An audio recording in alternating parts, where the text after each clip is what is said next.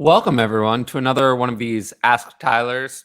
This time we have the questions from the Patreon, but it's the same show either way. If you're here, make sure to leave a comment, subscribe to the channel, and hit the notifications bell. And you can always sign up for Patreon, do the super stickers or memberships on the YouTube channel. Patreon's the best way to support me and all the shows, solo shows, my shows with Conan, the live shows, everything. But it's enough of a promo for now, so let's get straight into the questions.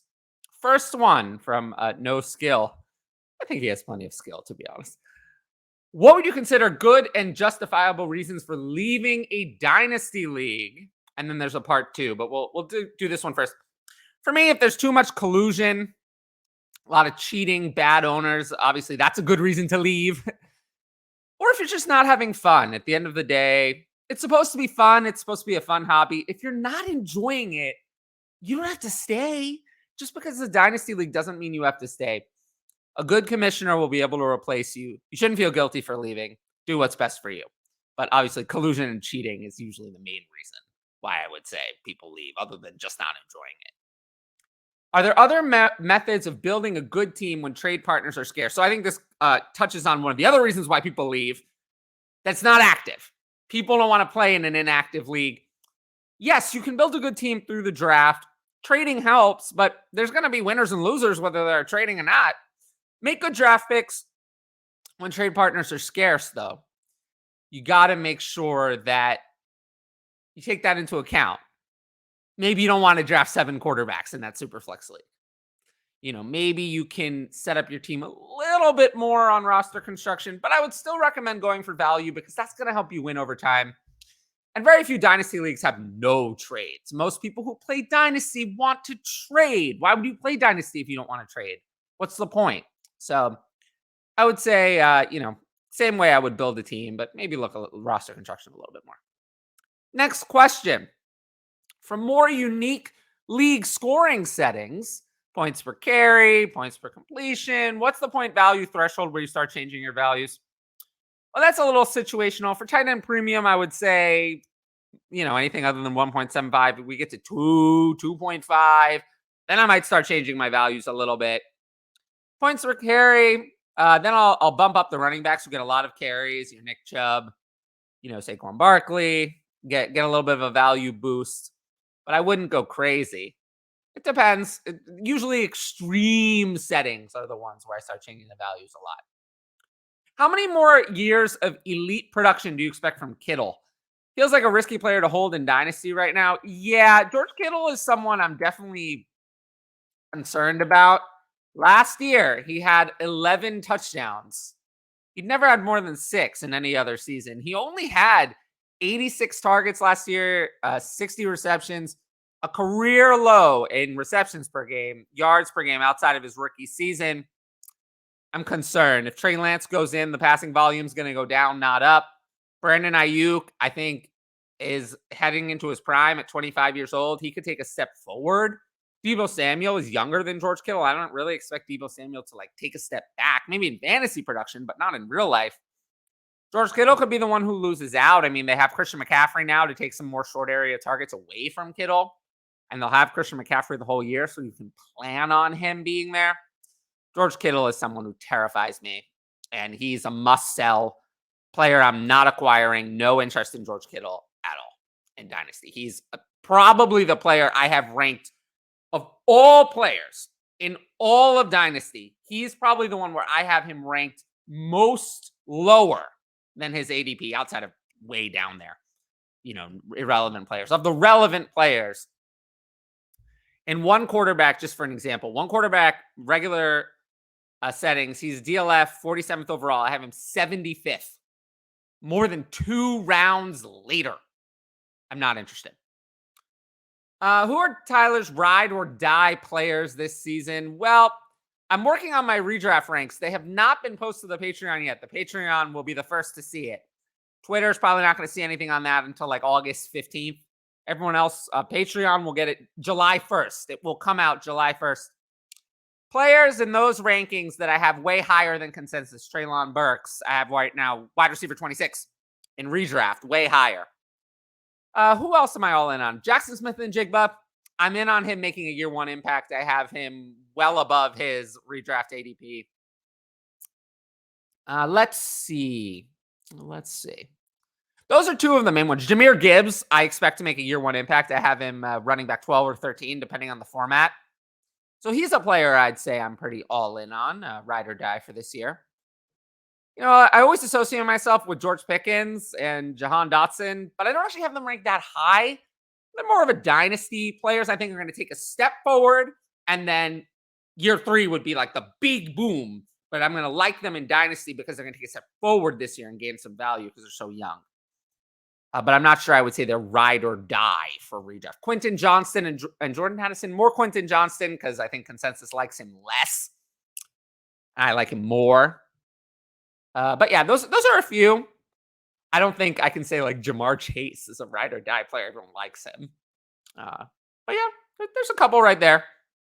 Oh, and I do expect Jonathan Taylor in redraft to be good. Some people I saw ranking him at like running back 8, 9, or 10. I think that's crazy. He's elite. He's one of the best running backs in the league. I don't care that some stupid graph that's evaluating him on a high ankle sprain said he wasn't good last year. That is bullshit. He's good. Don't worry about him. For redraft anyway. I am close to contending in several leagues. Oh, I love this. Okay, close to contending. We'll see. I have some holes to fill to compete with a league juggernaut. Several teams are rebuilding in each league.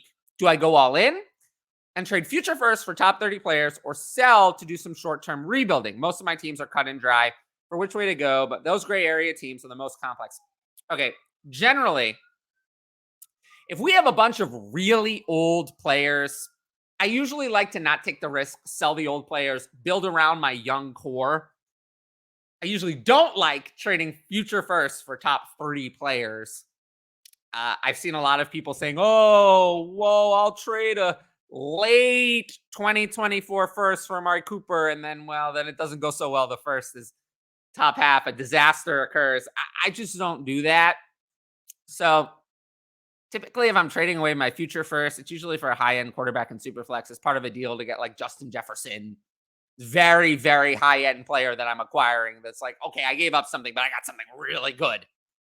Not usually for the fringe players. You're not going to see me trade a first for Michael Pittman or Deebo Samuel or Chris Godwin or an aging Derrick Henry or Aaron Jones or players like that. I'm just not going to do that. Derek Carr in Superflex. I'm not going to trade a first for Derek Carr.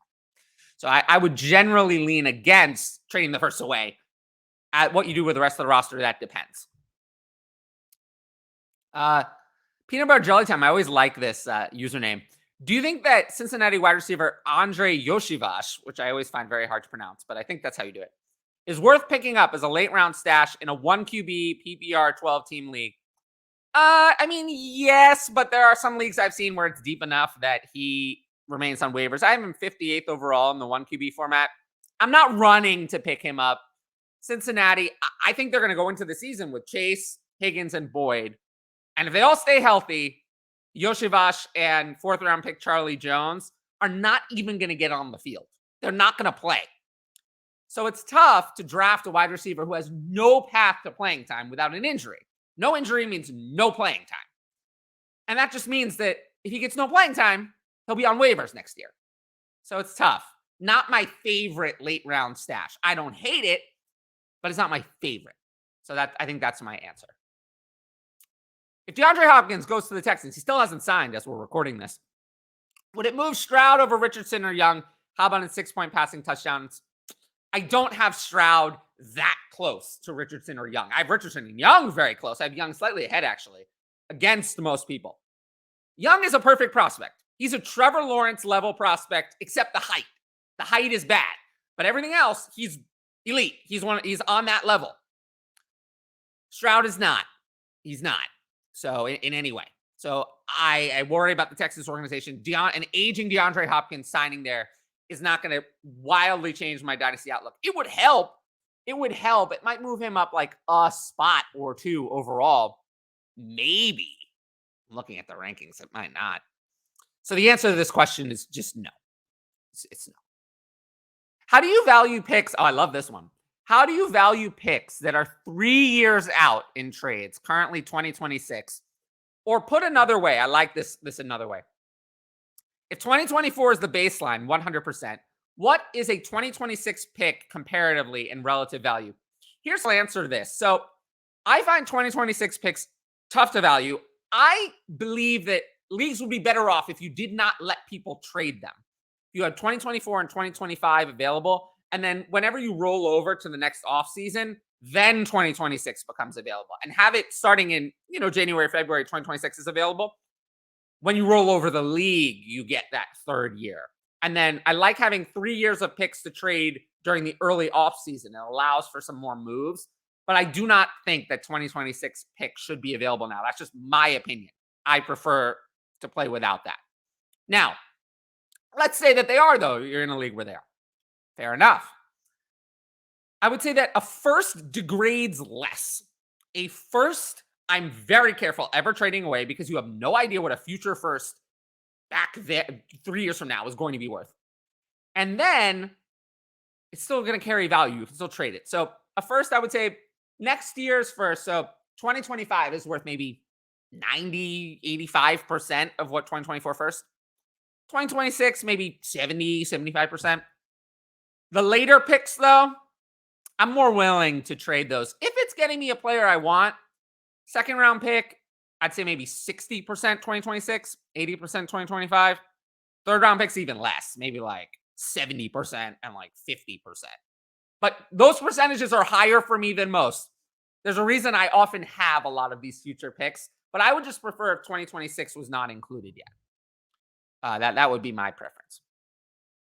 In 1 QB leagues, where in your quarterback ranks would you draw the line where you are comfortable with anyone above as your quarterback one if you are a serious contender / in win now mode? Well, I tossed out the Dynasty ranks a little bit for 1 QB because it's just like quarterback is so replaceable. I don't know. I'm definitely comfortable with Mahomes, Allen, Hurts, Burrow, Herbert, Lawrence, Lamar, Fields as my quarterback one. After that, Dak is fine. Watson, if you believe in him, is fine, but I'm kind of eh. And then after that, maybe Daniel Jones for a year, I'm okay with. Yeah. Anything other than that, I think you're gonna struggle to get by. To our Cousins, maybe. Okay, this is a big question, but I'll try to answer it. To what extent do you agree with people who say they play Dynasty in a 3-year window? For example, someone believes they can count on Tyreek Hill for the next 3 years. Okay, so instead of a 3-year window, I would say that I look at it as you can't predict 3 years. You can't. You just can't do it. 3 years ago, we could go back and look at the running back ADP from 3 years ago. It has running backs who are not even in the NFL who are top 30. You cannot predict 3 years. So here's what I do instead. You can predict, I think, fairly comfortably. Obviously, we do redraft rankings 1 year. I think for a lot of players, you can predict 2 years. So it's not a 3-year window. For me, it's a 2-year window. And then, which is the part a lot of people don't say, I don't hear people talking about this, but they should. The value at the end of 2 years. I don't project 3 years. You can't do it. But I look at what the value will be after 2 years. What does that mean? Okay. A wide receiver, generally in Dynasty, starts to degrade their value. After 28, it is a downhill slope. And it continues to go. 28 to 29 is a big age downgrade. Then 29 to 30 is a big one. Then 30 to 31, that's it. Done. Finished. So 31 is the end of the production window, but the value starts to go at around 28. So what does that mean for a wide receiver? What that means is once you reach 27, I start to have, you're no longer young. 27. 28, I'm like building in decline because after 2 years, you'll be 30 and I know your value is going to go down. So for me, I look at what the value is going to be in 2 years plus production for 2 years. So someone like Tyreek Hill, I think I can count on 2 years of production of Tyreek Hill. I think I can count on that. But I cannot count on Tyreek Hill's value to hold up for 2 years. So it's all factored in. And that leaves me with Tyreek Hill as my dynasty wide receiver 13. So I think he'll give you decent production for 2 years, but the sell on is not there. Whereas let's look at someone I'm a little more concerned about. Devontae Adams, I have down at 23. Why? It's a little bit older, a year older. So we're taking one more year. I know that in 2 years, Devontae Adams is going to be 32. The dynasty value is going to be gone. Whereas Tyreek Hill will only be 31. That 1 year, 31 to 32, is a big dynasty disaster typically. But also, I'm a lot more confident in Tyreek Hill's high-end production because he has a better quarterback situation. He's a little younger. He had his best season of his career last year. Devontae Adams, was good, but he was not the best ever of his career last year.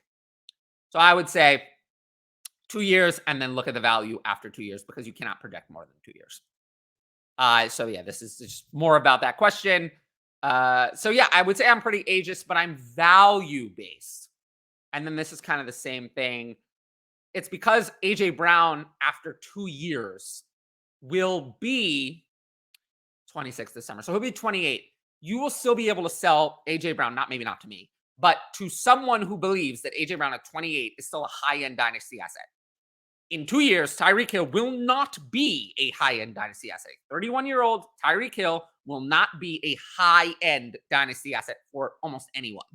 So that's why I have AJ Brown higher, because I don't think that the production of Tyreek Hill over AJ Brown is enough to put Tyreek higher. It was a big discussion there. Inquiring Superflex, but this one's a little simpler. Inquiring Superflex minds want to know, who gets more snaps in 2023, Mayfield or Trask? It's Mayfield. Trask sucks. He's done nothing. I don't think he's played anything. He's played maybe like 2 snaps in the NFL. He sucks. He's terrible. Baker Mayfield is like passable, I guess. Not really, but he's fine. Baker Mayfield will get more snaps. I think that Kyle Trask goes in. I think their plan is they're going to play Baker Mayfield until they decide that the season's over. And when they decide the season is over, when they give up on contending, Kyle Trask will go in. So it's possible they start out 0-8 and they go to Baker Mayfield, but I don't think their team is that bad. I mean, they play in a really weak division. I think they're going to win a couple of games. So I think Baker Mayfield probably plays. Look at last year's Atlanta Falcons as an example. Mariota played 13 games. Ritter played 4. If I had to predict, I'd say Mayfield plays 12 and Trask plays 5. But their 2024 starter, not currently on the team. Those two both suck. So I just asked this in the Ask Tyler, Mitchie, Tommy Poo Poo, I love that nickname, says, but can you extrapolate on why Deontay Johnson can't be a bounce back player? Absolutely, I can. So I don't believe that Kenny Pickett is really all that great. I expect George Pickens to take a step forward. What is a bounce back? I mean, I have him at 30 in redraft. And yeah, I know that seems a little bit low.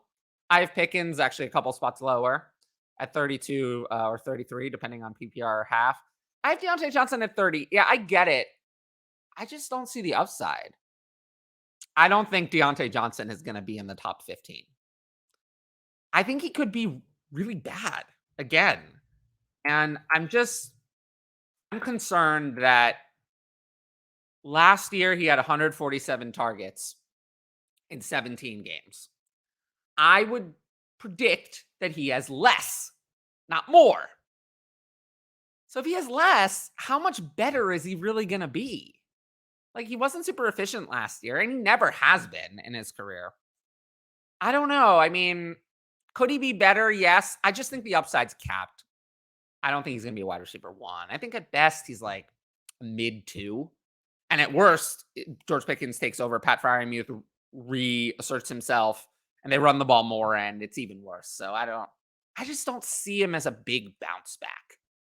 But, I don't know. It's tough. There's a lot of good wide receivers. I mean, I have Brandon Ayuk at 24. I have Christian Kirk at 27. And he was great last year. Wide receivers deep. It's deep and flat. So I have Deontay at 30, but is there really that much of a difference between Deontay at 30 and Amari Cooper, who I currently have at 17? Not really. Yeah, I agree with that. But also he played all 17 games. So he was not 30 in points per game. Of course, if he completes the season, he'll finish higher than 30.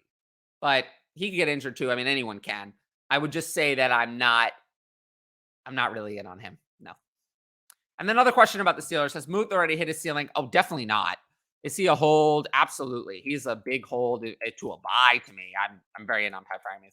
I don't see why we would say he hit his ceiling. He's not even 20. He turns 25 during the season, which is the breakout age for tight ends. He, improved to 98 targets last year, but even though he had 19 more targets, he had 5 fewer touchdowns. He improved in yards per game. I don't see. I mean, generally, tight ends who have 732 yards in their sophomore seasons, that's good. He almost had 100 targets. There were no major targets added to the offense. Kenny Pickett's going to start the year. I don't know why he has hit his ceiling. I don't think he has. I think he could easily improve. But that was our last question for today. If you like this video, like I said earlier, make sure to leave a comment, subscribe, hit the notifications bell. Additionally, make sure to check out my show with Conan. We have a bunch of episodes coming up. And, obviously the Ask Tyler feed, my solo feed. And I also did a video this week on Dalvin Cook being released. There's a couple of those and a short as well if you want to check that out on my shorts feed. And other than that, I'll see you guys on my Tuesday episode every Tuesday, 7:30 p.m. Eastern. And then, of course, the notifications bell will let you know about all my upcoming content or when anything comes as a surprise. But, I appreciate everyone for watching. And thanks for all the questions from my Patreon. Links in the description. But until next time, I'll see you guys all later. Peace.